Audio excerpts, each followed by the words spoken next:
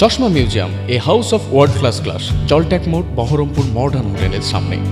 অতি দ্রুততার সাথে ট্রাইব্যুনালে বিচারাধীন মানুষগুলির মামলা নিষ্পত্তি করে যোগ্যদের ভোটার অধিকার ফেরতের দাবি জানিয়ে এছাড়া পেট্রোল, ডিজেল, রান্নার গ্যাস সহ নিত্য প্রয়োজনীয় জিনিসের দাম অবিলম্বে নিয়ন্ত্রণ করার দাবি এবং বুলডোজার সংস্কৃতি ও ঘেন্নার রাজনীতি বন্ধ করা হোক। সেই সাথে হকারদের আইন অনুসারে পুনর্বাসন ছাড়া উচ্ছেদ করা যাবে না, তাদের পরিচয় দিতে হবে। এই দাবি জানিয়ে আরএসপি রঘুনাথগঞ্জ বাসস্ট্যান্ড থেকে মিছিল করে এসডিও অফিসের সামনে অবস্থান বিক্ষোভ করল এবং 5 সদস্যের প্রতিনিধি ডেপুটেশন প্রদান করেন অফিসে।